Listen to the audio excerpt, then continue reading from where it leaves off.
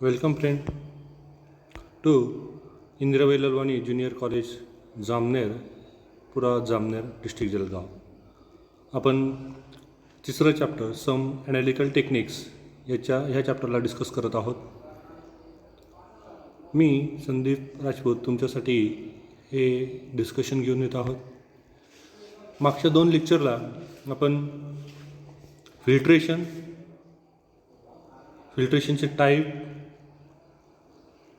Crystallisation, simple crystallization, fractional crystallization याचा विचार केला. त्याच्यानंतर डिस्टिलेशन काय आहे, त्या डिस्टिलेशनमध्ये डिस्टिलेशनचे प्रकार आपण पाहिले तिथं सिंपल डिस्टिलेशन, फ्रॅक्शनल डिस्टिलेशन आणि fractional distillation under reduce pressure. डिटेलमध्ये आपण सिंपल डिस्टिलेशनचा विचार केला होता. आजच्या आपल्या चॅप्टरमध्ये डिस्टिलेशनचे पुढचे टाईप्स आहे त्याचं आपल्याला डिस्कशन करायचं आहे आणि एक्स्ट्रॅक्शन ऑफ सॉल्वेशन याचा आपल्याला विचार करायचा आहे आणि ह्या चॅप्टरला आपल्याला इथं थांबवायचं आहे. म्हणजे आज आपला शेवटचा लेक्चर असणार आहे या चॅप्टरसाठी. तर आपण डिस्कशनला सुरुवात करू. फ्रॅक्शनल डिस्टिलेशनपासून सुरुवात करू. काय आहे फ्रॅक्शनल डिस्टिलेशन म्हणजे नेमकं काय? If in a mixture the difference in boiling point of two liquid is not appreciable, they cannot be separated from each other using the simple distillation assembly. म्हणजे बघा यांनी काय सांगितलं आपल्याला की 2 लिक्विड मिक्स झालेले एकमेकांसोबत, त्यांना सेपरेट करायचं आहे, पण त्यांचं बॉइलिंग पॉईंटमध्ये फारसा डिफरन्स नाही. त्याच्यामुळे त्या सिंपल डिस्टिलेशनने त्यांना सेपरेट करणं पॉसिबल नाही. मग अशा वेळेस आपल्याला जी मेथड यूज करायची आहे ती आहे फ्रॅक्शनल डिस्टिलेशन.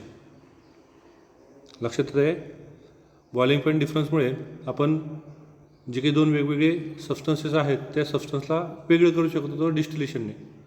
पण इथं तुमचे 2 लिक्विड आहे, त्या 2 लिक्विडचं बॉइलिंग पॉईंट हा खूप जास्त डिफरन्स त्यांच्यामध्ये नाही आहे. त्याच्यामुळे ते सिंपल डिस्टिलेशनने ही मेथड आपल्याला म्हणजे त्या मेथडने सेपरेट करणं शक्य नाही आहे. म्हणून आपण इथं फ्रॅक्शनल डिस्टिलेशनची मेथड इथं यूज करणार आहोत. ओके, काय आहे फ्रॅक्शनल डिस्टिलेशन? बघा, तुम्हाला असेंब्ली दिलेली आहे, फ्रॅक्शनल डिस्टिलेशनची दिलेली आहे. जे काही सिंपल डिस्टिलेशन होतं त्याच्यामध्ये हा कॉलम आपल्याला दिलेला नव्हता जो इथं दिलेला आहे. ठीक आहे, राऊंड बॉटम फ्लास्कला डायरेक्ट तुमचं कंडेन्सर जो आहे तो कंडेन्सर अटॅच केलेला होता थर्मामीटर सहित. ओके, पण इथं एक कॉलम दिलेला आहे तुम्हाला, हा बघा, हा कॉलम दिलेला आहे. तर तो फ्रॅक्शनल डिस्टिलेशनसाठी महत्त्वाचा आहे. आपण इन डिटेलमध्ये याच्यावरती डिस्कशन करू. बघा काय सांगितलं त्याने, to separate such liquid the process called fractional distillation is employed in which a special assembly is used, see in figure. ठीक आहे, स्पेशल टाईपची असेंब्ली त्याच्यामध्ये केलेली आहेत. राऊंड बॉटम फ्लास्कला डायरेक्ट तुमचं कंडेन्सर अटॅच केलेलं नाही आहे. तर याच्यामध्ये एक कॉलम आहे, तो कॉलम इथं फ्रॅक्शनेटिंग कॉलम त्याला आपण म्हणणार. बघा इथं दिसते तुम्हाला फ्रॅक्शनेटिंग कॉलम दिलेला आहे. काय काय आहे याच्यामध्ये बघा, बर्नर आहे, राऊंड बॉटम फ्लास्क आहे, रबर ट्रॉक आहे, त्याच्यानंतर तुमचं तिथं फ्रॅक्शनेटिंग कॉलम आहे. त्या फ्रॅक्शनेटिंग कॉलम म्हणजे काय, इथे खाचा असणार आहे एकमेकांना, जसं पायऱ्या आहेत त्या शिडी असते, ती शिडी कसं राऊंड असते किंवा आपल्याला स्टेप बाय स्टेप जावं लागतं, तसं हे स्टेप बाय स्टेप त्याच्यामध्ये फ्रॅक्शन असणार आहे, फ्रॅक्शनेटिंग. ओके, थर्मामीटर आहे, डिस्टिलेशन ॲडॅप्टर आहे, कंडेन्सर आहे. ओके, अँड रिसिव्हर आहे, जे तुमचं जे काही सबस्टन्स असेल त्या सबस्टन्सला रिसिव्ह करणार आहे. ओके, बघा, in this assembly the distillation flask is fitted with a fractionating column. Fractionating column हा सगळ्यात महत्त्वाचा मुद्दा आहे त्याच्यामध्ये आहे. Hence the vapours first pass through the fractionating column. म्हणजे ह्या जे काही वेपर्स आहेत ते वेपर्स सुरुवातीला कुठे पास होतील, तुमच्या फ्रॅक्शनेटिंग कॉलममध्ये होणार. Okay, vapours of more volatile liquid with lower boiling point rise up more than the vapour of liquid having higher boiling point. ज्यांच्यातला डिफरन्स कमी आहे, ज्या बॉइलिंग पॉईंटमधला डिफरन्स कमी आहे, तरीसुद्धा एकाचं बॉइलिंग पॉईंट कमी असणार आहे, दुसऱ्याचं बॉइलिंग पॉईंट हा जास्त असणार आहे. तर मग ज्यांचं बॉइलिंग पॉईंट कमी आहे त्याच्या वेपर्स ह्या खूप जास्त प्रमाणामध्ये निघतील. ठीक आहे. आणि त्या फ्रॅक्शनेटिंग कॉलममधून जाणार आहेत. आणि जो लोअर ज्याचं बॉइलिंग पॉईंट जास्त आहे, हायर बॉइलिंग पॉईंट आहे, त्याच्याही वेपर्स तिथं होतील, पण त्या फ्रॅक्शनेटिंग कॉलममधून जे फ्रॅक्शन असणार आहे त्याला त्या कॉलममध्ये, तर ते काय करणार, त्या वेपर्सला तो अडवणार आहे तिथं. त्यांचं कॉन्सन्ट्रेशन जास्त नसणार आहे. कॉन्सन्ट्रेशन जास्त कोणाचं असणार आहे, ज्याचं बॉइलिंग पॉईंट कमी आहे त्यांच्या वेपर्स जास्त असणार आहे, त्या पासआउट होतील त्या फ्रॅक्शनेटिंग कॉलममधून. आणि जो काही दुसरा लिक्विड आहे त्या दुसऱ्या लिक्विडच्या वेपर्सच्या पुन्हा कंडेन्स होऊन पुन्हा त्या राऊंड बॉटम फ्लास्कमध्ये ते येणार आहे. ओके. तर हा आहे तुमचा फ्रॅक्शनेटिंग कॉलमच्या संदर्भामध्ये. बघा त्यांनी आता आपण इथं पुढचं बघू काय सांगितलं त्यांनी. Suppose we have a mixture of two liquid A and B having boiling point 363 Kelvin and another have 373 Kelvin respectively. That means A is more volatile than the B. Okay, while B is less volatile than A. आता बघा त्यांनी काय सांगितलं की दोन आपल्याला liquid घ्यायचे, liquid A आणि लिक्विड बी. लिक्विड एचं बॉइलिंग पॉईंट तुमचं 363 केल्विन आहे, तर बीचं आहे तुमचं 373 केल्विन आहे. म्हणजे एच्या वेपर्स ह्या कमी टेम्परेचरला 363 केल्विनला त्या व्हेपरायझेशन होतील. त्याच वेळेस काही प्रमाणामध्ये बीच्या पण होतील, पण त्या बीच्या फ्रॅक्शनेट जे काही असतील तुमचं कॉलम असेल त्याच्यामध्ये त्या थांबून जातील. ठीक आहे. म्हणजे ए हा तुमचा more volatile than the B, while B is less volatile than the A, असं आपल्याला इथं सांगता येणार आहे. ओके.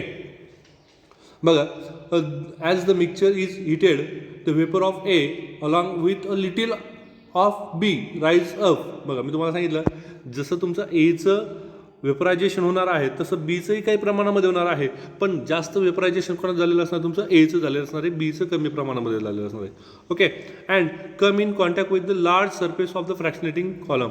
आता बघा तो फ्रॅक्शनेटिंग कॉलम आहे त्याच्यामध्ये तुम्ही खाचा त्यांनी ठेवलेला आहे, म्हणजे जो अंतर ज्याला कापायचं आहे ते अंतर कापत असताना तो जे बी आहे त्या बीचे जे काही वेपर्स आहेत त्या वेपर्स पुन्हा कंडेन्स होऊन जातील आणि त्या खाली जातील. फक्त एच्या ज्याचं कॉन्सन्ट्रेशन जास्त असणार आहे त्याला पास करतील आणि पुन्हा कंडेन्सरमधून त्या पास होऊन तिथून तुमचं प्युअर लिक्विडचं बाहेर येणार आहे. Okay. The vapours of B condense rapidly into the distillation flask. तो पुन्हा तुमचं डिस्टिलेशन तिथं खालीच तो सेटल डाऊन होतील. Okay. While passing through the fractionating column, there is an exchange between the ascending vapors and descending liquid.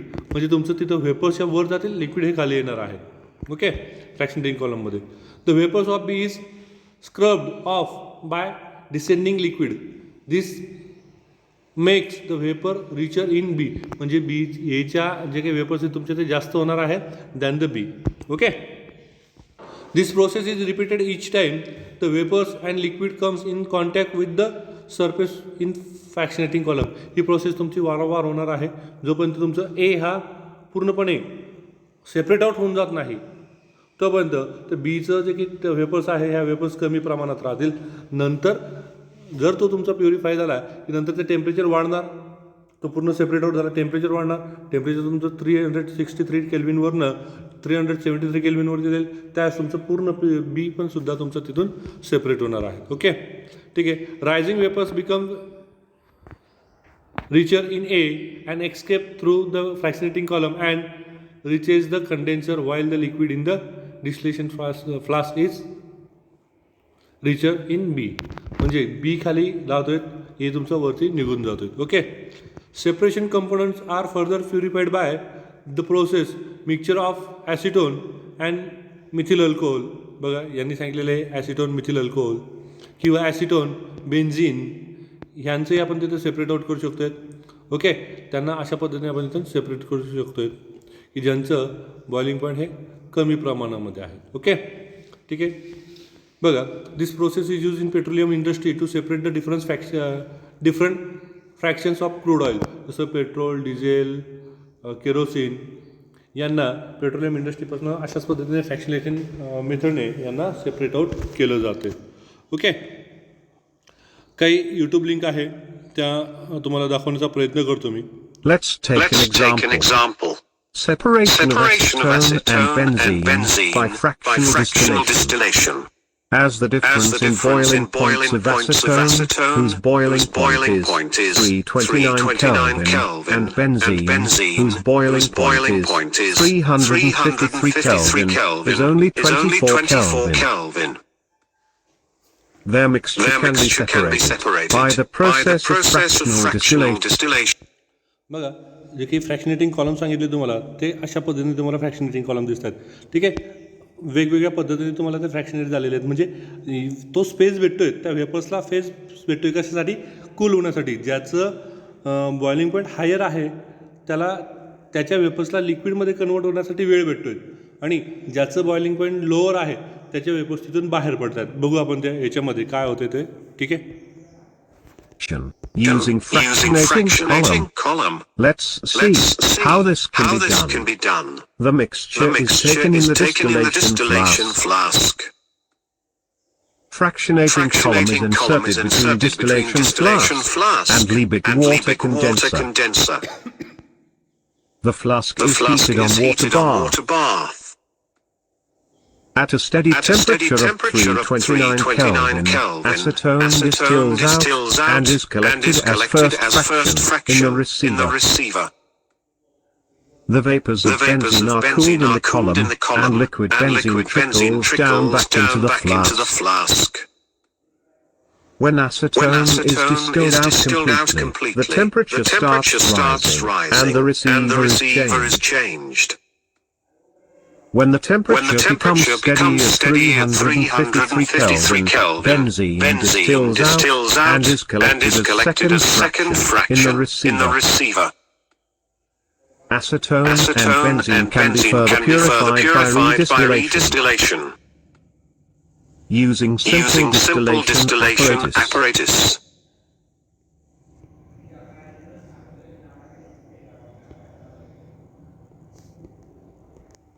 Okay, लक्षात आलं तुमच्या कशा पद्धतीने ते सेपरेशन होतं आहे ते.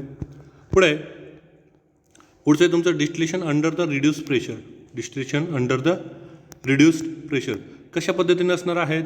तर liquid having very high boiling point और those which is decompose on heating are purified by carrying out distillation under reduced pressure. त्यांनी काय सांगितलेलं आहे की बॉइलिंग पॉईंट खूप जास्त आहे किंवा त्यांचं डिकम्पोजिशन होतं, हीट केल्यानंतर त्या सबस्टन्सचं डिकम्पोजिशन होतं आणि प्युरिफाय करणं थोडंसं अवघड होतं. त्यावेळेस अशा सबस्टन्सला आपण काय करतो, त्यांचं रिड्यूस प्रेशरमध्ये, म्हणजे प्रेशर आपल्याला तिथं त्यांचं रिड्यूस करावं लागतं आहे. त्यांचं बॉइलिंग पॉईंट काय होईल तिथं तो कमी होणार आहे. जो बॉइलिंग पॉईंट जास्त आहे तो काय होणार तिथं कमी होणार आहे अंडर हाय प्रेशर. जो काही तुमचं प्रेशर आहे प्रेशर रिड्यूस केल्यानंतर. ओके, तर कशा पद्धतीने ते होते ते बघू आपण इथं. बघा, सेम फ्रॅक्शनल डिस्टिलेशनसारखं आहेत, फक्त इथं मोनोमीटर तो ॲड केलेला आहे. काय केलेलं आहे त्यांनी इथं? मोनोमीटर, जो तुमचं इथं जो काही प्रेशर आहे ते प्रेशर तिथं मेंटेन करण्याचं काम करतो आहे. ओके, बघा कशा पद्धतीने होते ते. In this method the liquid is made to boil at a temperature which is below its normal boiling point by reducing the pressure on the surface of liquid.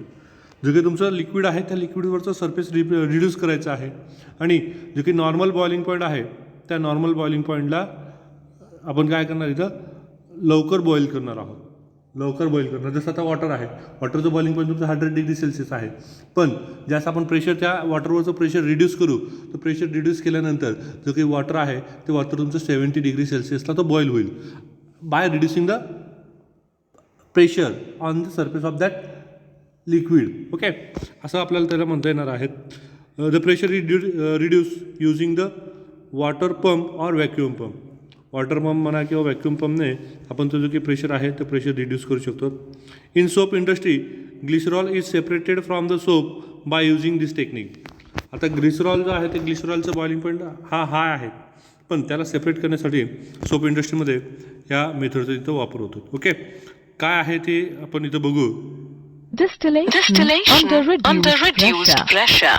This process is used if the liquid has a tendency to decompose near its boiling point. The main neck of the flask is fitted with long capillary tube and the side neck fitted with thermometer. The side tube is connected to a condenser which is connected to the receiver at the other end. The receiver is connected to a pump which reduces the pressure. Under reduced pressure, the liquid will boil at a low temperature, and the temperature of decomposition will not be reached. For example, glycerol boils with decomposition at 563 Kelvin, but if the pressure is reduced to 12 millimeters, it boils at 453 Kelvin without decomposition. Hello everyone.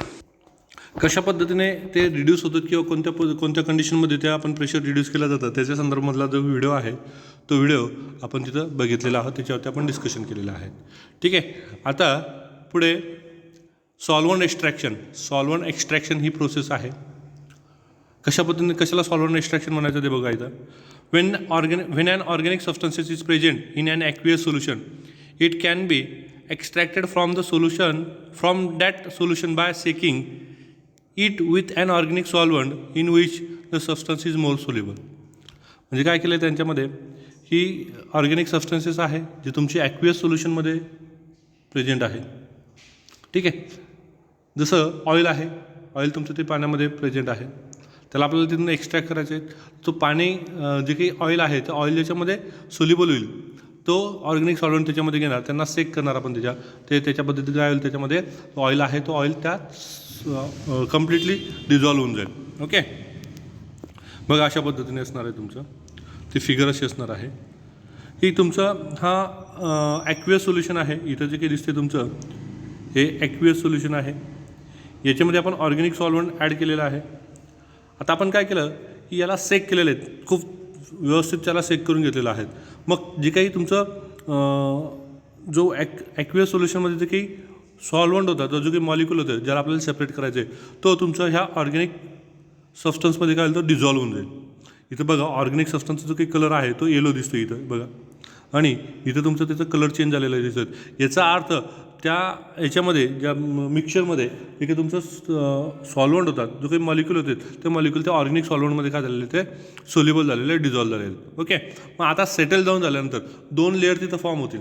एक aqueous सोल्युशनचा layer form होईल आणि दुसरं तुमचं त्या organic सॉल्वंटचा layer form होईल.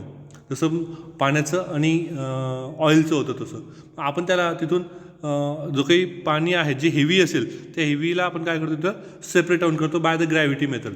ठीक आहे. तिथून आपल्याला हा जो काही कॉक आहे हा कॉक जर ओपन केला आपण तर काय होईल तिथून जे काही ॲक्वियस सोल्युशन आहे तो ॲक्वियस सोल्युशन तुमचं तिथं बाहेर पडेल आणि जो काही ऑर्गॅनिक सॉल्वंट आहे ज्याच्यामध्ये तुमचं सबस्टन्स जो डिझॉल्व झालेला आहे तो मला तिथं वरती भेटणार आहे. ओके. अशा पद्धतीने याला आपण काय म्हणतो एक्स्ट्रॅक्शन म्हणणार. याला काय म्हणणार आपण इथं एक्स्ट्रॅक्शन म्हणणार आपण याला म्हणतो. Okay. The organic liquid should be immiscible with water and be able to form 2 layers. तो कसा असला पाहिजे इमिसिबल असला पाहिजे म्हणजे त्याच्यामध्ये तो पाण्यामध्ये विरघळणार नको, दोन त्याचे लेअर झाले पाहिजे जसं मी तुम्हाला सांगितलं ऑइलचं आणि पाण्याच्या संदर्भामध्ये. Okay. In this process the solute distribute it self between 2 immiscible liquid. जो सोल्यूट आहे तो सोल्यूट काय होईल तुमच्या इथं डिस्ट्रीब्यूट होऊन जाईल. जो याच्यामध्ये ऑर्गॅनिक सॉल्वंटमध्ये डिझॉल्व झालेला आहे तो सेपरेट होऊन जाईल इथून. Okay. From the aqueous phase the solute get extract in organic space. त्या ऑर्गॅनिक स्पेसमधील extraction of compound takes place based on difference in the solubility of component in two liquid. म्हणजे आता याचं एक्स्ट्रॅक्शन तुमचं होणार आहे जे काही सोल्युबिलिटी डिफरन्स आहे जसं आपण याच्यामध्ये बघितलं होतं फ्रॅक्शनल क्रिस्टलायझेशनमध्ये बघितलं होतं तशा पद्धतीने हा मुद्दा येणार आहे तुमचा. Okay. On shaking a few time with a small volume of organic phase the most solute get extract in the organic phase. म्हणजे त्या ऑर्गॅनिक फेजमध्ये तुमचं डिझॉल्व होणार आहे जे सोल्यूट पार्टिकल आहेत ते जे ऑर्गॅनिकमध्ये याच्यामध्ये सोल्युबल होतात. Okay. The organic solvent is then removed by distillation and the solute is collected. त्याला आपण तिथून रिमूव्ह करू शकतो आणि सोल्यूट पार्टिकल आहे म्हणजे बघा आता तुमचं ते ऑर्गॅनिक सॉल्वंट आहे त्या ऑर्गॅनिक सॉल्वंटमध्ये तो ऑर्गॅनिक सॉल्वंट आणि तो सोल्यूट आहे तो त्याच्यामध्ये आहेत. ज्यास आपण त्या ऑर्गॅनिक सॉल्वंटला आपलं जो काही सॉल्वंट आहे त्या मिक्सचरला हीट करणार डिस्टिलेशन त्याचं करणार तर तुमचं जे काही सॉल्वंट मॉलिक्यूल आहे ज्याच्यामध्ये तो डिझॉल्व झालेला आहे ते सेपरेट आउट होईल आणि नंतर खाली तुमचं तिथं सोल्यूट पार्टिकल राहणार आहे. The solvent extraction process is the important as it help can clean separation in short time span. ते कमी वेळामध्ये तुमचं चांगल्या पद्धतीने सेपरेशन करतात. Okay. If the solute is less soluble in organic phase, then technique is called continuous extraction is used where the same amount of organic solvent is used repeatedly for extraction. जर हे कमी प्रमाणामध्ये असेल तर त्याला वारंवार वापरायचं, वारंवार ही प्रोसेस करायची, रिपिटेशन करायचं. ते रिपिटेशन केलं की या प्रोसेसला काय म्हणतात कंटिन्युअस एक्स्ट्रॅक्शन त्याला म्हणायचं आपल्याला. Okay, this technique involve continuous distillation of solvent with in the same assembly. त्याला डिस्टिलेशन तुम्ही कंटिन्यू करू शकता. Use of large quantity of organic solvent is avoided. म्हणजे आपल्याला जास्त प्रमाणामध्ये जो ऑर्गॅनिक सॉल्वंट आहे तो वापरायची गरज नाही, कमी याच्यामध्ये ते होऊ शकतं. ओके, ठीक आहे. इथं तुमचं जे काही मेथड्स आहेत त्या मेथड्स तुमच्या इथं संपत आहेत. हे चॅप्टरही आपल्या इथं संपलेलं आहे. पुढचं चॅप्टर लवकरच सुरू होतील. तोपर्यंत घरीच राहा, सुरक्षित राहा, अशी अपेक्षा करू की बसेसचा संप लवकर मिटेल आणि आपण पुन्हा लवकर भेटू, ऑफलाईन भेटू. इथं हे तुमचं तिसरं चॅप्टर संपलेलं आहे. ओके.